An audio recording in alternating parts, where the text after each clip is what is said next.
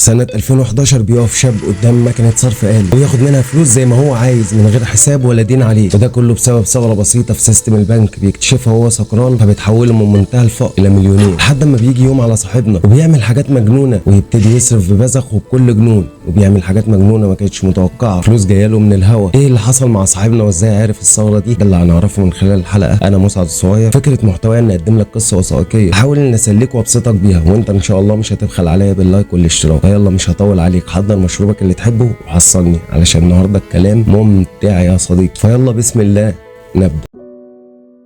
في شمال شرق استراليا في مدينة فيكتوريا، في مدينة اسمها وانجرا اللي بيعيش فيها بطل قصتنا النهارده دان ساندرز. بفضل اكتشاف محدش يصدقه ولا يتخيله، دان تتغير حياته 180 درجة، من اقصى الفقر الى مليونير من الهوا، عربيات ليموزين وطيارات خاصة. بس استنى، هو ايه اللي وصلنا لحد هنا؟ وازاي بقى مليونير اصلا؟ هنفتح كتاب التاريخ لدان وهنعرف ازاي بسبب ثغرة بسيطة اكتشفها دان وهو سكران بتحول حياته 180 درجة وتخليه مليونير. ملخص بقى كتاب التاريخ لدان ان هو كان شغال نادل في اشهر واكبر كازينو في استراليا، واسم الكازينو كراون في مدينة مالبورن، واللي كان ساعتها دان ساكن فيها. كان اكبر واشهر مكان للعب القمار وشرب الخمر عزكم الله. كان في 150 طاولة للعب القمار و100 طاولة بوكر، ده غير ال 2500 مكنة بوكر. وده كان اول السلم الوظيفي دان، لانه كان ساعتها عنده 18 سنه، وكان دان من صغره بيحب المرح وشرب التمر، وخلينا نقول عليه تمر. وما كانش بيعدي يوم لدان وهو واصدقائه الا لما يسهروا فيه يشربوا تمر ويترهنوا. وفي يوم من الايام واثناء ساعات العمل صاحبنا دان شرب وسكر خالص، ومشي في الاماكن اللي هما بيلعبوا فيها قمار وهو بيزعق وبيقول كلام غريب بصوت عالي، فاضطروا ان هم يبلغوا الشرطه، وبالفعل جت وقبضت على دان واتعمل له ساعتها محضر سكر وازعاج. ودان ساعتها اترفد من شغله وبقى عاطل، وابتدى ان هو يدور على شغل جديد، لان دان ساعتها اخد سمعه سيئه جدا من اللي هو عمله في الكازينو، وتعب دان من كتر التدوير ومش لاقي برضه حد ان هو يشتغل عنده. لحد ما في يوم من الايام بيقابل مراته المستقبليه، وهيقرر اللي هو ينتقل معاها لوانجراتا، المكان اللي بتعيش فيه خطيبته وعيلتها. وللاسف اللي احنا ما قدرناش نعرف اسم خطيبته. وانجراتا بلد ريفيه مش زي ميلبورن مدينه وفيها مصالح كتير، واكيد دان عنده فرصه ان هو يلاقي هناك شغل لانه لسه جديد ومحدش يعرف عنه حاجه. استقر في بيت بسيط، وكمان قدر ان هو يتحصل على عمل في حانه بسيطه وصغيره، وكان شغال فيها نادل، وكون دان اصدقائه ومعارف. وفي يوم من الايام، وكان يوم 3 بالتحديد، بعد ما بيخلص دان يومه وبيمسح المحل وبيقفل دفاتره وبيقفل الحانه، اتصل دان على طول بصديقه مارك علشان يروحوا زي كل يوم يسهروا مع بعضهم ويشربوا تمر ويراهنوا. وما عداش وقت كتير ووصل مارك لدان، وخدوا بعضهم وطلعوا على الحانه اللي متعودين ان هم يسهروا فيها، واللي اسمها رقص الصوت. ودخلوا قعدوا على ترابيزه بعيده عن الموسيقى والرقص، ونزل مارك الجوله الاولى من المشاريب، وقعدوا يتكلموا لحد ما خلصت الجوله الاولى وهم لسه في بدايه سكرهم. جه الدور بقى على حبيبنا الغالي دان، بيطلع دان المحفظه وبيكتشف ان هي فاضيه، فبيستأذن دان من مارك وبيقول له ان هو هيروح يسحب فلوس من اقرب ماكينه صرافه ويرجع له على طول. مشي دان وهو سكران في الشوارع والدنيا ضلمه، ومشي اكتر من نص ساعه وهو قاعد يدور ومش لاقي مكنه، لحد ما بيلاقي اخيرا دان مكنه صرف تبع البنك الاسترالي الوطني. الساعه كانت في الوقت ده 12 و11 دقيقه صباح. طلع دان محفظته وخرج منها بطاقتين. دان كان معاه بطاقه توفير وبطاقه كريدت كارد، ودخل دان بطاقه التوفير في المكنه، ودخل الباسورد اللي هو من 4 ارقام، واستعلم دان على الرصيد وما لقاش فيه الا 3 دولار بس. وطلعت المكنه البطاقه لدان، اخد دان بطاقه التوفير ودخل بطاقه الكريدت كارد، ودخل الباسورد واستعلم على الرصيد ولقاه سالب 1980 دولار. كان الحد الاقصى للسحب من بطاقه الكريدت كارد بتاع دان 2000 دولار بس، والحبيب كان ساحب سالب 1980 دولار، يعني مفضلوش الا 20 دولار بس. طبعا في الوقت ده اي حد طبيعي هياخد البطاقات ويمشي على طول، لان الحسابات بتاعته مش مكفيه ان هو يسحب اي فلوس. ولكن دان كان سكران ومصمم ان هو يسحب فلوس، فدخل دان بطاقه التوفير تاني ودخل الباسورد واستعلم على الرصيد، فاداله ان الرصيد 3 دولار بس، وطلعت المكنه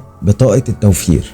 فاخد دان بطاقه التوفير ودخل تاني بطاقه الكريدت كارد، فدخل وعمل امر تحويل ب 200 دولار من حساب الكريدت كارد لحساب التوفير. فطبعا هتديله رساله معامله خاطئه، وطلعت على طول المكنه بطاقه الكريدت كارد. فخد دان بطاقه الكريدت كارد ودخل بطاقه التوفير واستعلم عن الرصيد، واديت له المره دي لا يمكن اظهار رصيدك الان. وطلعت المكنه مره تاني بطاقة التوفير، فدخلها تاني وراح دخل الباسورد وعمل طلب سحب 200 دولار، وبالفعل بتنجح العملية وبتطلع له 200 دولار من غير أي تعليق من دان للي حصل. أخد ال 200 دولار ورجع على الحانة على طول لصاحبه مارك، وابتدى إن هو ينزل الجولة الثانية والثالثة وشربوا لحد ما سكروا خالص. بعد ما دان ومارك خدوا قعدتهم قاموا قالوا يلا كفايه كده ويلا نروح. طلعوا الاثنين من الحانه وكل واحد اخد طريق. الليله دي كانت الليله ممطره، وفي الوقت ده كانت الساعه 12:50 صباح. فضل دان ماشي في المطره بخطواته البطيئه فجاه لانه سكران، وهو ماشي راح قابل المكنه تاني اللي هو كان سحب منها. فلقى دان ان المكان بتاع المكنه ناشف، وراح وقف تحت التندة اللي بتحافظ على المكنه. فهو واقف قدام المكنه مع انه كان سكران، وقاعد يبص على المكنه وقاعد يفكر في اللي حصل. ازاي المكنه طلعت لي 200 دولار برغم ان حساباتي كلها بالسالب وما فيهاش ان هي تطلع 200 دولار، وازاي المكنه طلعتني ال 200 دولار برغم ان هي ادتني رساله بعمليه خاطئه. فقرر دان ساعتها ان هو يكرر نفس الحركه. اول حاجه عملها ان هو خد بطاقه التوفير ودخلها جوه المكنه، وجي يستعلم على الرصيد فما ظهرش ليه الرصيد، وطلعت له رساله لا يمكن اظهار رصيدك الان. وطلعت المكنه بطاقه حساب التوفير. خد دان بطاقه الكريدت كارد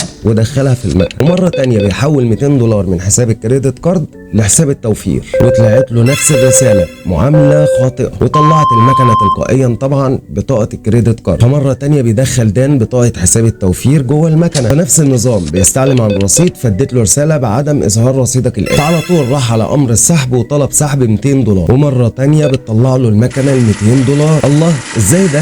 فلوس من الهوا. وبدا يكرر الحركه تاني بس بمبالغ اكبر، 400 دولار، 600 دولار، 800 دولار، وكل مره بتنجح الحركه معاه ويسحب الفلوس بالفعل مع ان حساباته فاضيه وما فيهاش اي فلوس. دان في اليوم دون قعد يسحب لحد ما سحب 2000 دولار، ودان كان مرهق جدا وتعبان، فقرر ان هو يروح على البيت. واول ما شاف السرير اترمى واغمى عليه، وفضل نايم لحد ما جه الصبح تاني يوم. وبيقوم دان من النوم كده وهو بيتخيل كل اللي كان بيحصل معاه امبارح، المكنه ورساله العمليه الخاطئه وعدم اظهار الرصيد دلوقتي والفلوس اللي كانت بتطلع من المكنه. وكان بيتخيل دان وهو لسه صاحي ان هو كان بيحلم، وان كل اللي مر عليه امبارح دون كان حلم. ولكن دان بيقوم بسرعه وبيمسك المحفظه بتاعته وبيلاقي فيها الفلوس، فبيستريح وبيهدى قلبه. ولكن بيخش في منطقه حيره تانية، ان ازاي طلعت له المكنه الفلوس دي كلها برغم ان ارصدته وحساباته كلها بالسالب وما عندوش اي فلوس فيها. واول حاجه فكر فيها ان هو يعمل كشف حساب، واتصل دان بالبنك وطلب منهم كشف حساب. فاستعلم دان على الارصده من موظف البنك، فقال له ان حساب التوفير عنده فيه 3 دولار وحساب الكريدت كارد فيه 1980 دولار، يعني الحسابات زي ما هي، وكانه سحب ال 2000 دولار دول من الهوا. ودان في اليوم دون فضل يتصل بالبنك كل شويه، وكان عنده هوس الاتصال بالبنك،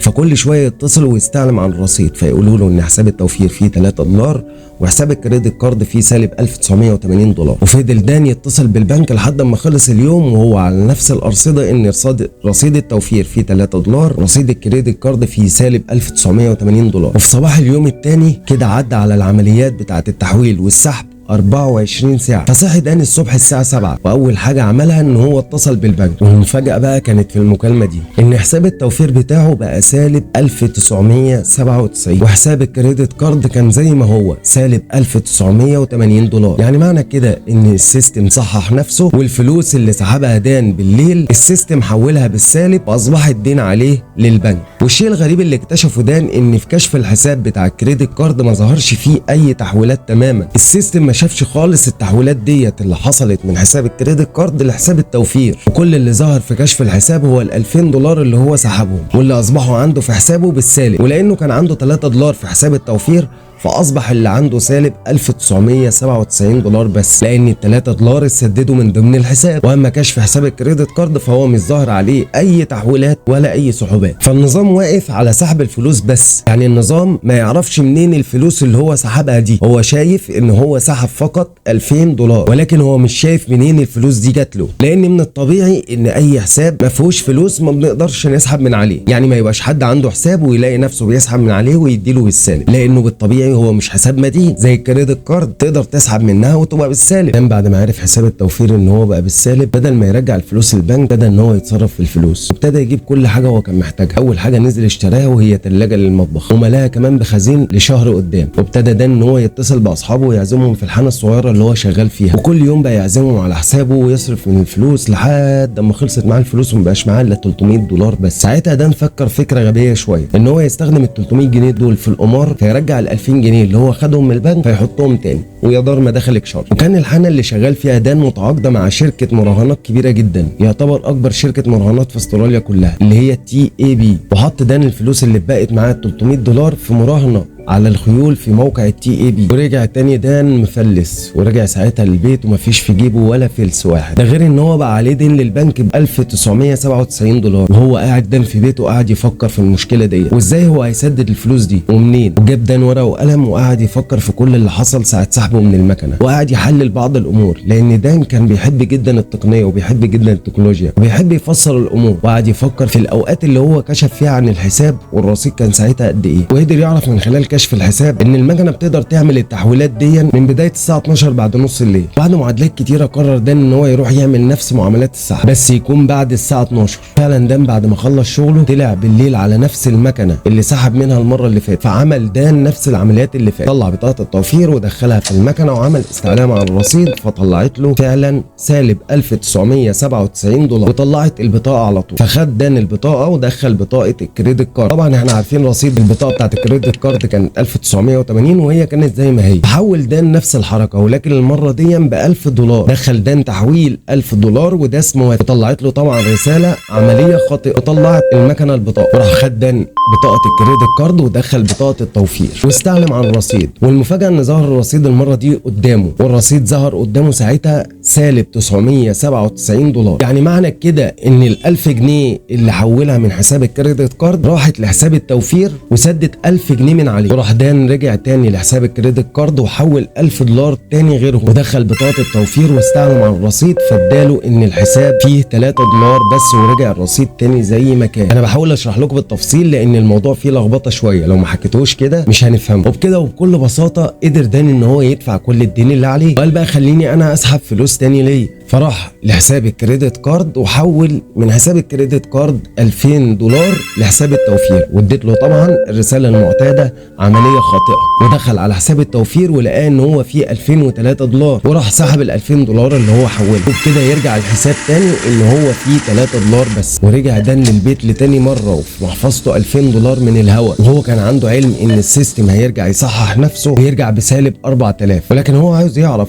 امتى بالظبط هيصحح نفسه. فنام في اليوم دون، واول ما صحي تاني يوم ابتدى ان هو يتصل بالبنك، واتصل بالبنك وطلب منهم كشف حساب، ولقى الارصده زي ما هي، حساب التوفير فيه 3 دولار وحساب الكريدت كارد فيه السالب 1980 دولار. وعرف دان كده ان النظام لسه ما صححش نفسه لحد دلوقتي، وفضل دان اليوم ده يتصل كل شويه بالبنك، اتصل بيهم اكتر من 100 مره، وفي ال 100 مره دول كانت نفس النتيجه، رصيد التوفير 3 دولار ورصيد الكريدت كارد سالب 1980 دولار، لحد ما خلص اليوم الاول ونام. وصحي دان في اليوم الثاني، واول ما صحي اول حاجه عملها طبعا اتصل بالبنك وطلب منهم كشف حساب. وهنا بقى حصل التغيير، ان حساب التوفير اتغير وبقى سالب 3997. يعني معنى كده ان الحساب صحح كل الحسابات اللي هو سحبها من اول مره. الليله الاولى كان سحب 2000 والليله الثانيه سحب 2000، اصبح الحساب 4000 وهو عنده 3 دولار في حساب التوفير، فاتخصموا من ال 4000 فبقى عنده سالب 3997 دولار. ودان قدر ساعتها يمسك الثغره الثانيه، ان السيستم ما بيصححش نفسه الا بعد 24 ساعه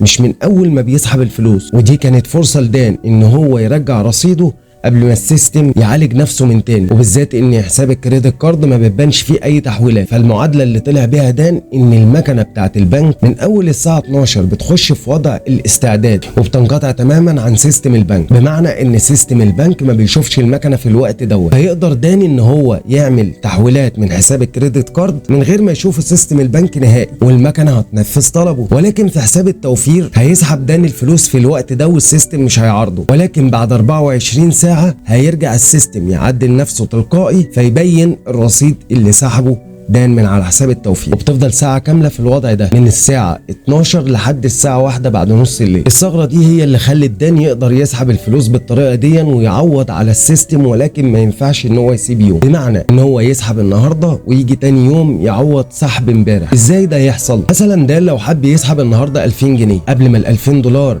يصححوا من السيستم ويجوا بالسالب، يروح دان تاني يوم ويحول ال 2000 جنيه دول من حساب الكريدت كارد، فلما يصحح الحساب نفسه يخليه بالموجب. ولو فضل كل يوم بالليل يحول ال 2000 دول هيفضل حسابه زي ما هو فيه 3 دولار ومش هيبان عمليه السحب اللي هو حولها من كريدت كارد لحساب التوفير، واي فلوس هيسحبها غير ال 2000 هيضطر ان هو يسددها كل يوم برضه مع ال 2000. بمعنى لو هو سحب النهارده 2000 دولار وجه تاني يوم وراح سدد ال 2000 دول في حساب التوفير قبل ما السيستم يصحح نفسه، وراح سحب 2000 دولار معاهم، هيجي تالت يوم هيروح بدل ما هيسدد ال 2000 دولار بس هيسدد ال 2000 دولار بتوع المره الاولانيه وال2000 دولار بتوع المرة التانية، فبكده يسدد 4000 دولار. ولو هو في نفس اليوم سحب 2000 دولار كمان، هيجي في رابع يوم هيسدد ال2000 دولار بتوع المرة الأولانية وال2000 دولار بتوع المرة التانية وال2000 دولار بتوع المرة التالتة، يعني 6000 دولار هيسددهم مرة واحدة قبل ما النظام يصحح نفسه. فيبين النظام سحب ال6000 دول بالسالب عليه. مش عارف كده قدرت اوصل لكم الفكرة ولا مش واضحة، ولكن احنا كده عرفنا ان دان لازم كل ليلة يروح يسدد المبالغ اللي هو حسبها، وكل لما خد دان فلوس يسدد دان بالأضعف، ولازم يحول كل ليلة، لان هو لو فاتته ليلة واحدة هيبان كل الفلوس اللي سحبها قبل كده بالسالب في حساب التوفير، والبنك طبعا هيعرف، وده هيسبب له مشكلة. فمثلا لو كان ساحب 50,000 دولار طول الوقت اللي فات ده، هيبان بالسالب بمجرد ان هو ما يروحش ليلة واحدة ان هو يحول ال50,000 دولار دول لحساب التوفير عشان يقدر يلحق قبل ما النظام يصحح نفسه. وطبعا ده كان حال كل مكانات الصرف بتاعة البنك الاسترالي الوطني. دان كان عارف ان هو بيسرق فلوس وكان ضميره بيأنبه شوية، ولكن كان بيقنع نفسه ان هو بيسحب من مؤسسة كبيرة مش من شخص معين، وهي مؤسسة البنك، والبنك بالنسبة لهم حد بياكل الفلوس اساسا. ودان كان بيبرر الموضوع ده لنفسه بالطريقة دي، ودان كان كاتم السر ده جوه نفسه وما يقدرش يقول لاي حد عليه، وما كانش يقدر يقول الكلام ده لاعز اصحابه ولا حتى خطيبته، لان خطيبته كانت مسيحيه متدينه، ولو كانت عرفت ده ما كانتش هتقبله بتاتا. وبعد دان ما عرف الثغره وعرف يتعامل معاها كويس، فضل دان يسحب فلوس كل ليله لحد ما وصل ان هو سحب في اسبوع واحد 20,000 دولار، وكل الفلوس دي كان بيضيعها على انه يعزم اصحابه على الشرب، وكان على المراهنات. طبعا اصحابه كانوا بيشجعوه وبيمشوا معاه في اي حاجه هو بيعملها. كان بيصرف على المراهنات مبالغ مجنونه، كان اي حد يلاحظها كان المفروض ان هو يقول له ايه كل الفلوس اللي انت بتصرفها على المراهنات دي، لدرجه ان هو في يوم من الايام راهن على 40,000 دولار في مراهنه حصنه على موقع الTAB اللي هو متعاقد مع الحانه اللي هو شغال فيها، وخسر ال40,000 دولار كلهم. وفي يوم من الايام اتصل بيه صاحب الحانه وقال له ما تروحش على الحانه وتعالى على المكتب بتاعي. وفعلا دان تاني يوم الصبح طلع على مكتب صاحب الحانه، ولقى ان هو مدخله في مكالمه جماعيه مع رئيس موقع TAB. وللاسف بعد المونتاج لقيت ان القصه طويله جدا، بالنسبه لقناه صغيره ما ينفعش وقت الحلقه يبقى اطول من كده، فاضطريت ان انا اقسم القصه دي على جزئين، حلقه النهارده وحلقه بكره ان شاء الله. فاستناني، الحلقه لسه فيها بقيه ولسه فيها متعه كتير قوي. وقبل ما تمشي ما تنساش تدوس لايك عشان القناه تكبر بيه. شكرا جدا اللي عمل اللايك واللي ما عملش برضه شكرا. ربنا يرضى عنا وعنكم، والسلام عليكم ورحمه الله وبركاته. سيطرة عدادي قفلت والدنيا مشبرة، بصوب واصيب صح والدنيا مكبرة، بصدق في احساسي وببلوك شوشرة، فكرتي جوهرة، المنجم بيطلع افكار